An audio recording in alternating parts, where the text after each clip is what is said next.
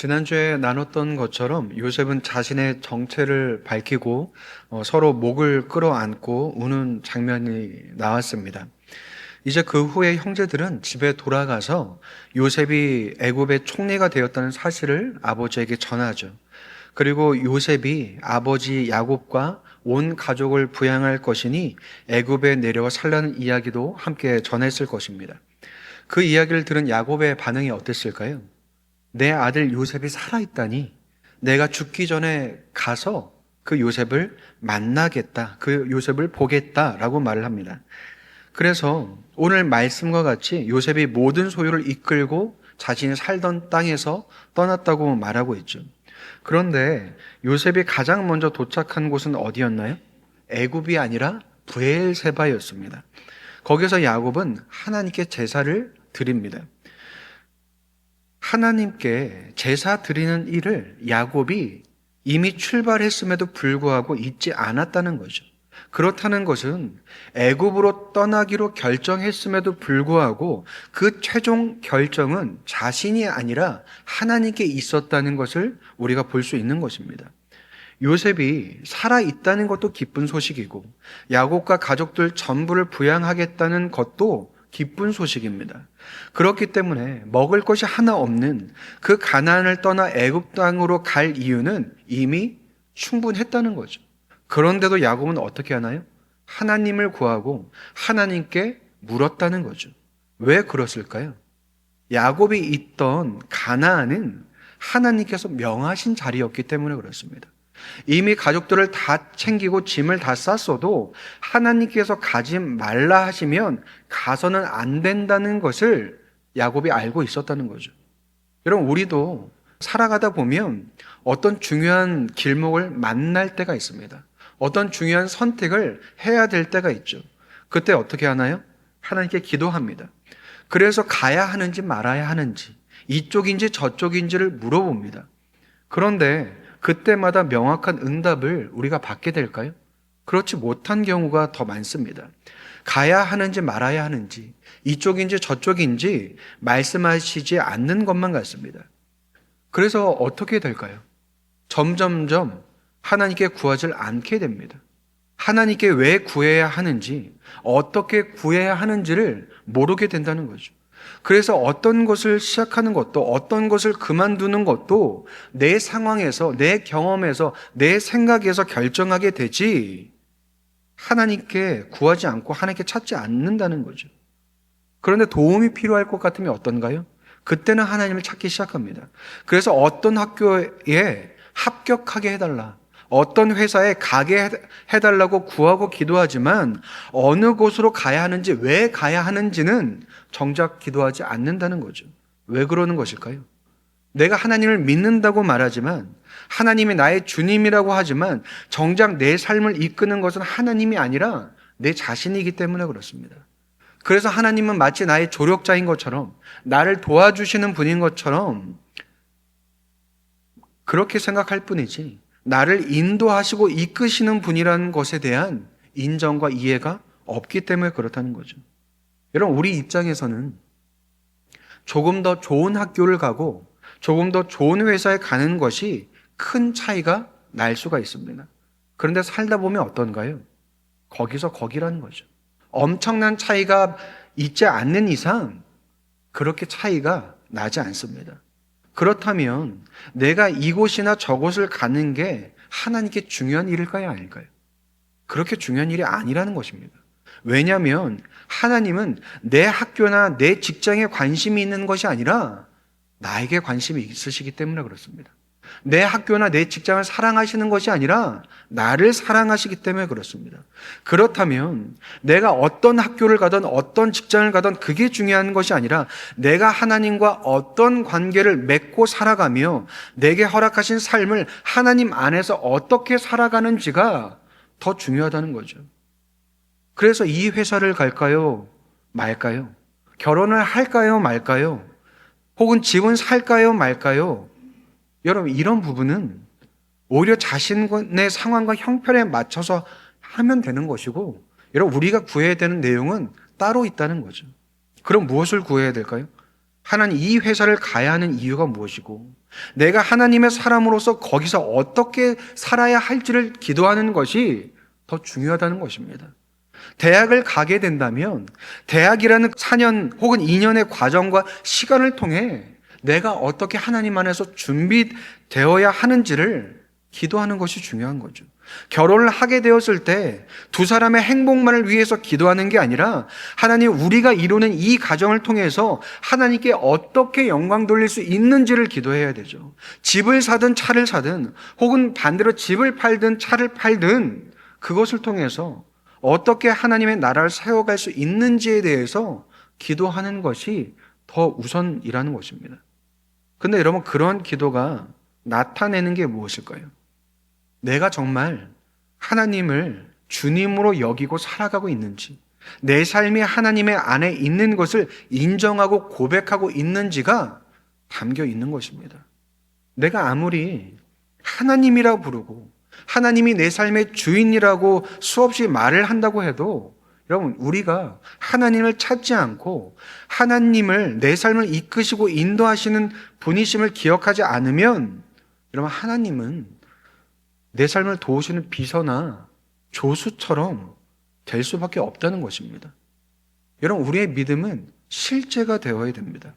내가 하나님을 주님으로 부르고 인정한다면 내 기도에도 하나님은 동일하게 주님이셔야 되고 내 삶에도 동일하게 주님이셔야 한다는 거죠.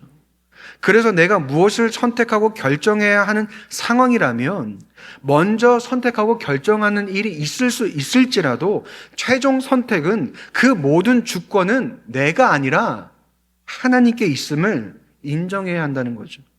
그래서 내가 다 결정해놓고 선택해놓고 도와달라고 통보하는 것이 아니라 하나님, 이 선택과 결정이 합당하다면 이끌어주시고 그렇지 않다면 막아주실 뿐 아니라 어떠한 선택이 되었든 어떠한 삶이 되었든 하나님과 함께 동행하고 하나님을 높일 수 있는 삶이 되게 해달라고 기도해야 하는 것입니다.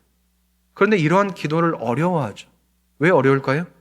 이러한 기도를 해보지 않아서 그렇습니다. 이런 기도가 우리 안에 쌓이지 않았기 때문에 힘들다는 거죠. 여러분, 기도는 한 번에 무엇을 결정하고 선택하는 일이 아닙니다. 마치 어떤 큰 일이 생겨서 변호사나 세무사한테 가서 자문을 구하는 것처럼 혹은 점쟁이한테 가서 물어보는 것처럼 하나님께 갑작스레 구하는 일이 아니라는 거죠. 여러분, 기도는 하나님과 대화하고 교제하는 일입니다.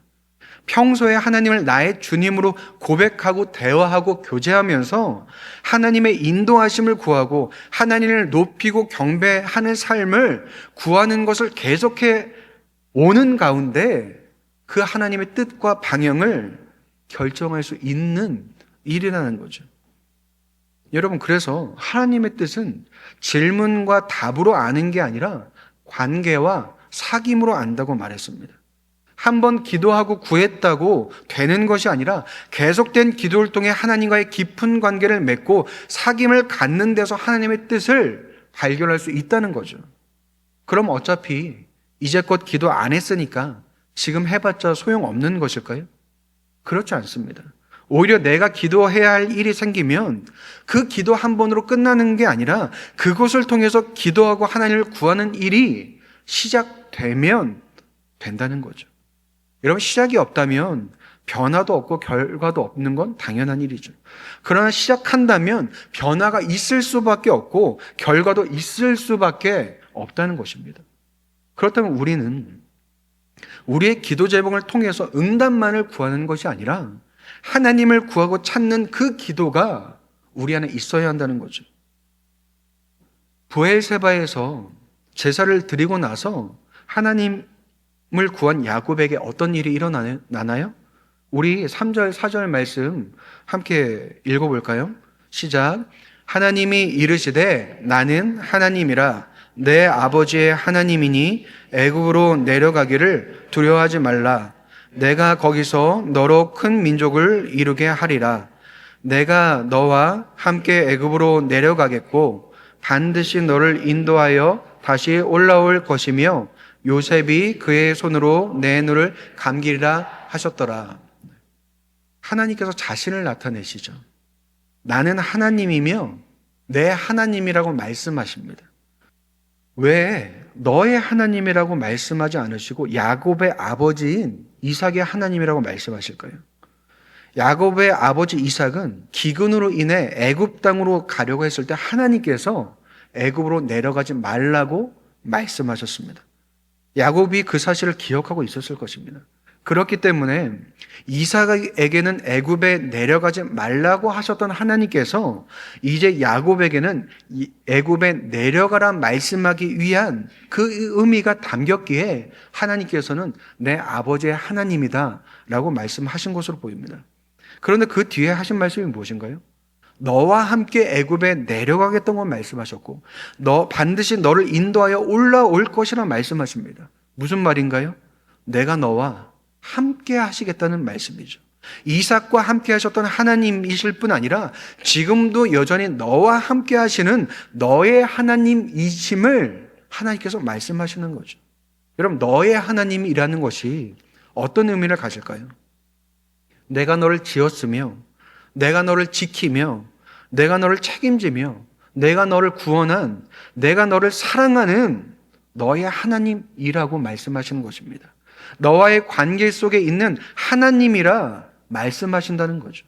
여러분, 하나님은 우리의 하나님이기도 하시지만 나의 하나님이기도 하시다는 거죠. 하나님께서는 나와 인격적인 관계를 맺으시는 분입니다. 그렇다면 나는 수많은 사람 중에 한 사람으로 여기시는 것이 아니라 하나님께서는 나를 아시고 내 이름을 아시고 내 마음과 형편과 내 삶을 아실 뿐 아니라 그 모두를 합친 나라는 존재를 사랑하시고 함께 하시는 분이라는 거죠. 그런 하나님께서 야곱에게 뭐라고 말씀하시나요? 두려워하지 말라고 말씀하십니다. 야곱은 요셉이 살았다는 소식에 기뻐하고 설레는 마음을 갖고 곧장 애굽에 가고자 했지만 다른 한편에는 어떤 마음이 있었다는 걸 알 수 있나요? 두려워하는 마음이 그에게 있었다는 거죠. 야곱에게 두려워하는 마음이 없었다면 하나님께서 두려워하지 말라고 말씀하지 않으셨을 것입니다. 여러분, 야곱이 무엇을 두려워했을까요? 애굽은 지금까지 자신이 살아온 땅이 아니라 새로운 땅이었습니다. 물론 그동안 하나님께서 말씀하신 땅은 애굽이 아니라 가나안이었죠. 그러나 그의 두려움은 하나님이 말씀하시지 않은 땅에 가는 두려움보다 애굽이라는 새로운 땅에 두려움을 갖고 있었다는 거죠. 여러분, 야곱에게 애굽은 그 땅도 그곳에 사는 사람들도 그곳의 문화도 어떤 것 하나 제대로 아는 것이 없었습니다. 그렇다면 노년의 야곱에게 애굽은 아는 것 하나 없고 어느 것 하나 익숙한 것이 없는 땅이었다는 거죠.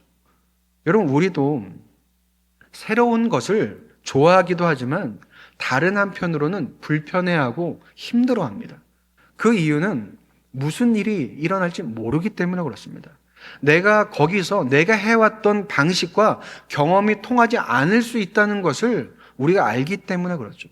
결국 두려워하는 것은 내가 통제할 수 없는 미래를 두려워하는 것입니다. 여러분, 하나님께서 나를 새로운 자리로 인도하실 때 우리가 가장 먼저 하는 행동이 무엇인지 아십니까? 기도가 아니라 계산을 합니다.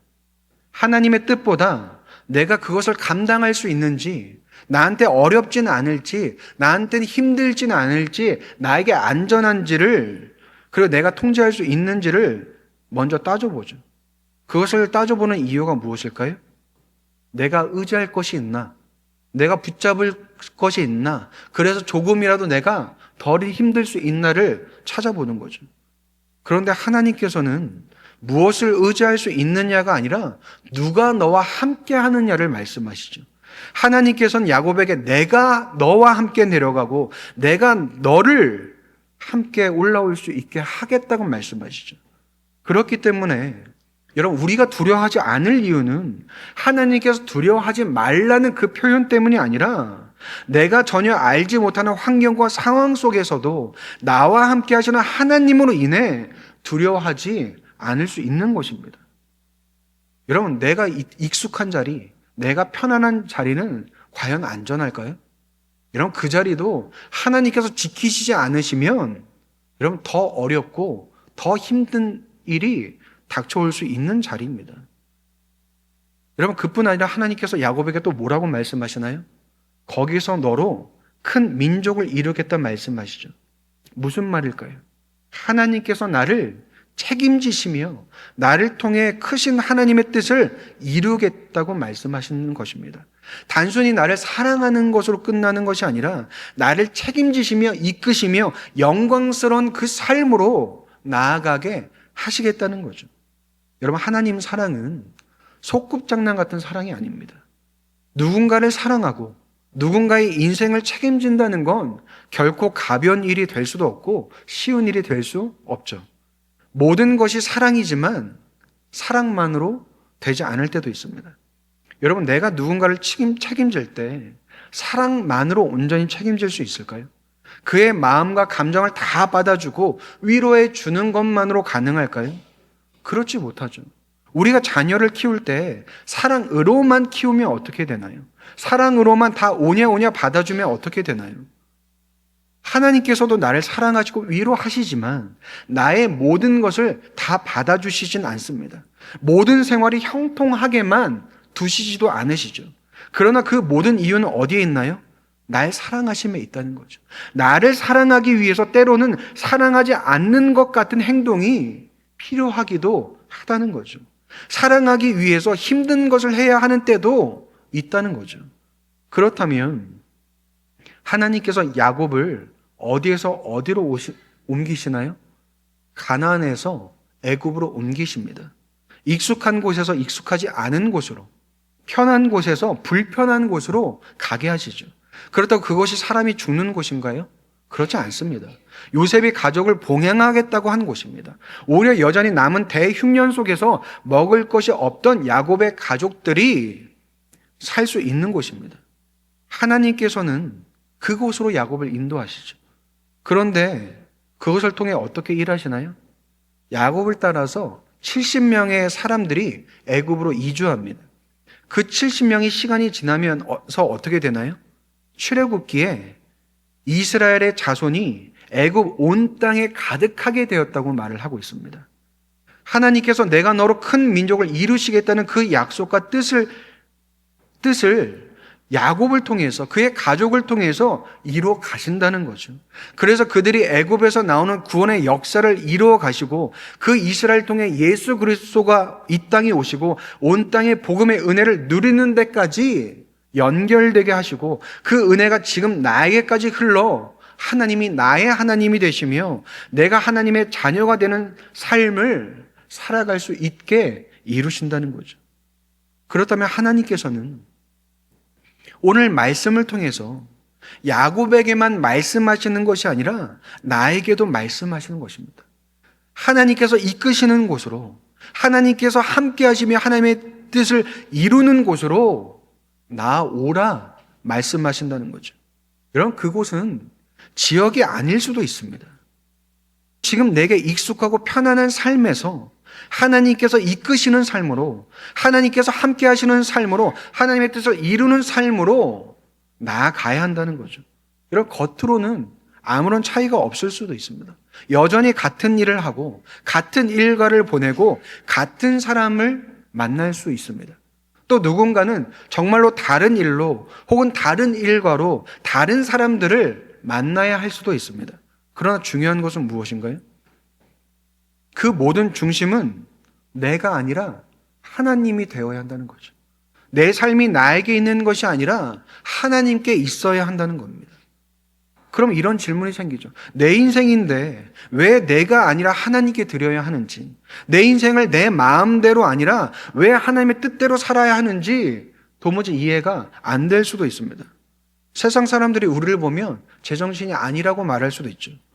그런데 야곱과 야곱의 가족들이 애굽으로 가는 이유는 요셉이 형들을 죽이거나 복수하지 않고 오히려 모든 가족을 부양하겠다고 해서 가는 것입니다. 그런데 만약에 요셉이 형들에게 복수를 했다면 어떻게 됐을까요? 애굽에서 곡식을 사오지 않으면 다 굶어 죽을 수밖에 없는 상황에서 요셉이 형들을 다 죽여버렸다면 누가 애굽에 가서 곡식을 사올 수 있었을까요? 혹은 요셉이 곡식을 비싼 값으로 팔거나 혹은 팔지 않았다면 여전히 남아있는 흉년 동안 야곱의 식구들이 과연 살아남을 수 있었을까요?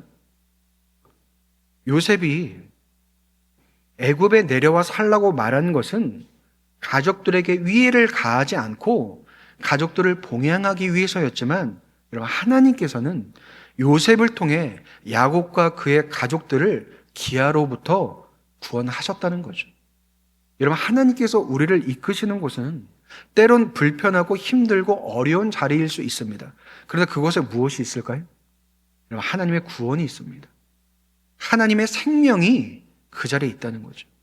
야곱은 요셉이 애굽에 내려와 살라는 것 밖에는 알지 못했을 것입니다. 그런데 하나님께서는 그것을 통해 어떤 것을 준비하셨나요?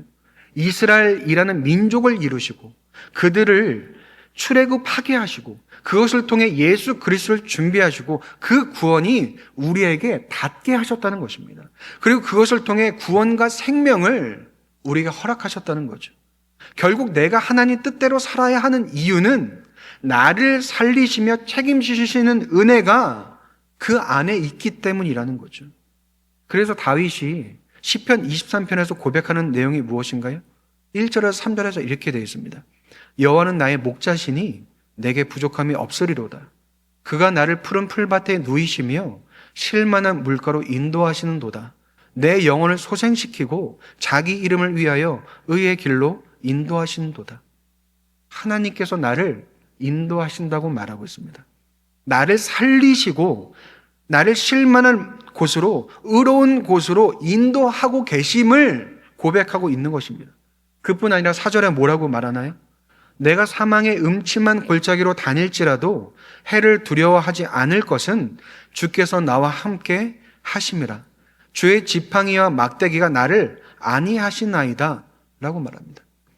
때로는 사망의 음침한 골짜기와 같은 상황과 환경에 있을지라도 하나님께서는 나와 함께 하시고 나를 지키신다는 거죠. 시편 23편의 내용은 목자를 따라간 양처럼 하나님을 따라간 사람만이 여러분 누릴 수 있는 특권이고 은혜입니다.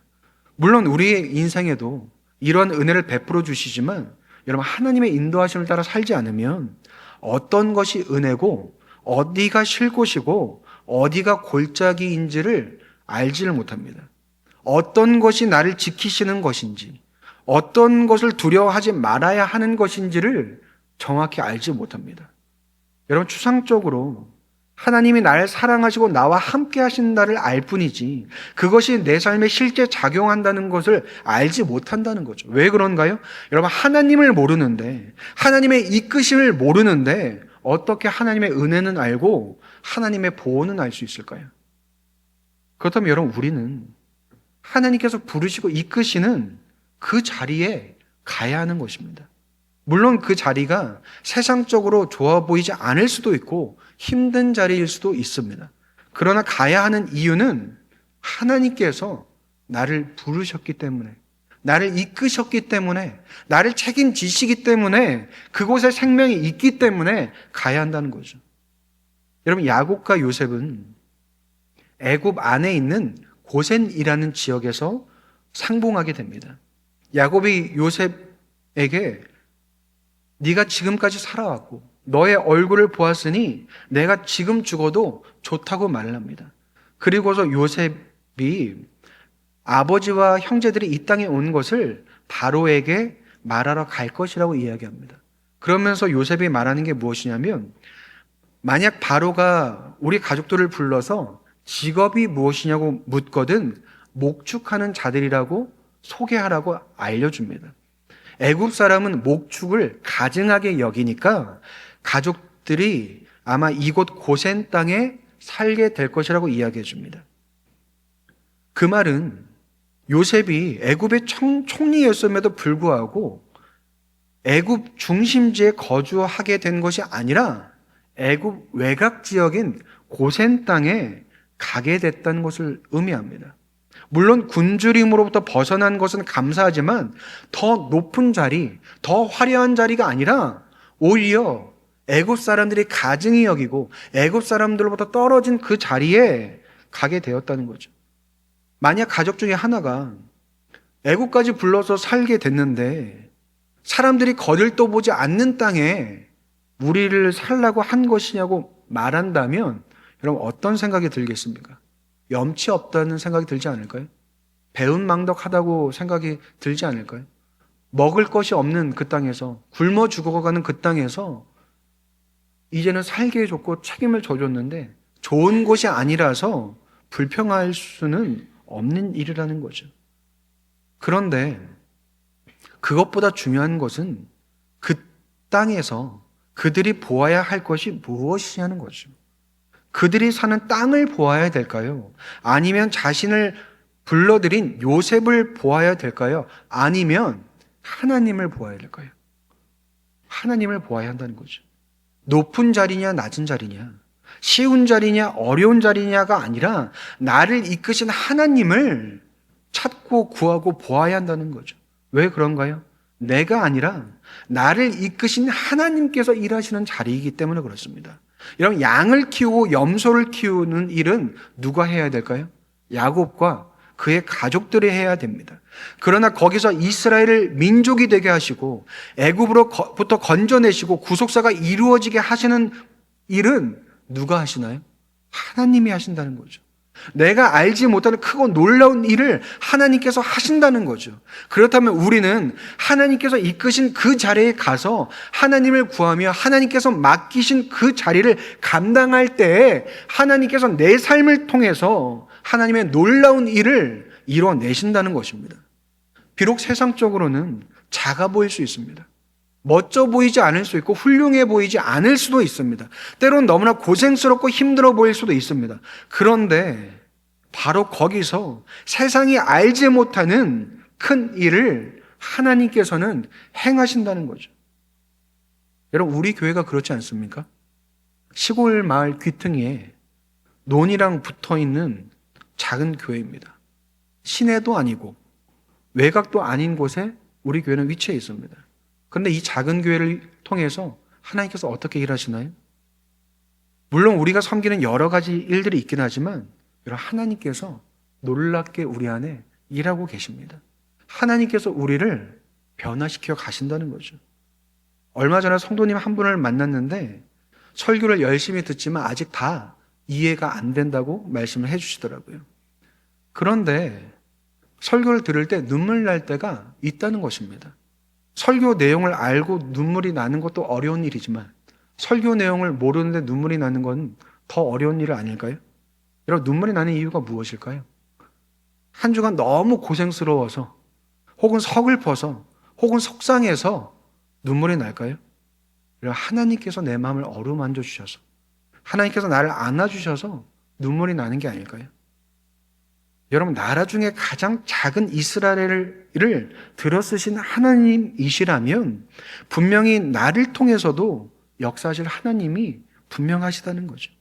그렇다고 오늘 말씀을 통해서 하나님께서는 나를 어떤 자리로 부르실까요? 여러분, 새로운 직장일 수도 있고요. 새로운 관계일 수도 있고 새로운 믿음일 수도 있습니다. 아니면 반대로 지금 있는 곳에서 끝까지 버티라고 말씀하시는 것일 수도 있습니다. 그런데 중요한 것이 무엇이라고 했나요? 그 자리가 하나님께서 이끄신 자리가 맞냐는 거죠. 그 자리에서 나는 하나님을 바라보고 있냐는 거죠. 어떤 자리든 그 곳이 하나님께서 나를 이끄시고 나와 함께 하신 자리라면 여러분 정확히 기억하셔야 됩니다. 그곳이 가장 안전한 곳이고 가장 복된 곳이고 생명과 은혜가 베풀어지는 곳입니다. 하나님은 작은 곳에서 그리고 작은 자를 통해서 이룰 수 없는 큰 일을 이루시는 분이십니다. 내가 아니라 그런 하나님께서 여러분 내 인생을 책임지시고 인도하시는 것이 얼마나 큰 은혜일까요? 요셉이 야곱과 가족들을 구하고 이끈 것처럼 하나님께서는 예수님을 통해 나를 구원하실 뿐 아니라 나를 이끄시고 책임지신다는 거죠. 그렇다면 여러분 우리는 오늘부터 하나님께 묻기 시작해야 되는 것입니다. 하냐 안 하냐, 가냐 안 가냐, 파냐 안 파냐가 아니라 혹은 이쪽 저쪽이 아니라 하나님께서 나를 이끄시는 곳은 어딘지 그리고 하나님께서 함께 하시는 자리는 어딘지를 구해야 하는 거죠. 그리고 거기서 내가 해야 할 것은 무엇인지를 구해야 하는 것입니다. 그래서 내 인생이 나에게 있는 것이 아니라 하나님께 있음을 고백하고 하나님께서 책임지심을 기억하며 살아가야 하는 것입니다. 여러분, 이것이 바로 우리가 하나님의 자녀로 살아가야 하는 모습입니다. 오늘 우리가 찬송가를 부를 때 저 높은 곳을 향하여 라는 찬송을 불렀죠. 여러분, 저 높은 곳은 우리가 죽어서만 가야 할 것이 아니라 이 땅에 살아 있으면서 가야 할 하나님의 뜻이 있는 자리이기도 한 것입니다. 그래서 제가 일부러 5절을 부르지 않았습니다. 다 천국만 생각하실까 봐요. 여러분, 이 삶을 살아가면서 하나님의 나라를 꿈꾸며 하나님 나라를 세워가며 하는 그 삶도 우리에게 허락하셨습니다. 여러분, 믿음의 1세대는 예수 믿고 죽는 것이 최고의 가치였습니다. 헌신하고 순교하는 것이 제1의 가치였습니다. 그 지금은 하나님 죽으라고 하시나요? 죽으라고 말씀 안 하십니다. 여러분, 죽는 게 쉬울까요? 사는 게 쉬울까요? 여러분, 사는 게 힘듭니다. 그렇다면 예수 그리스도의 은혜로 인해서 하나님의 자녀로 살아가는 그 삶을 우리에게 맡기셨다는 거죠. 여러분, 그 삶을 살아가는 것이 여러분 우리에게 필요하다는 것입니다. 그렇다면 세상적으로 보기에는 너무나 작고 하찮아 보일지라도 하나님께서 이끄셨고 함께 하셨다면 눈에 보이지 않고 느껴지지 않아도 나를 통해 놀라운 이루시는 그 은혜를 나타내실 것입니다. 그렇다면 그 은혜를 구하며 누리며 살아가는 저와 여러분이 되시기를 주님의 이름으로 축복드립니다.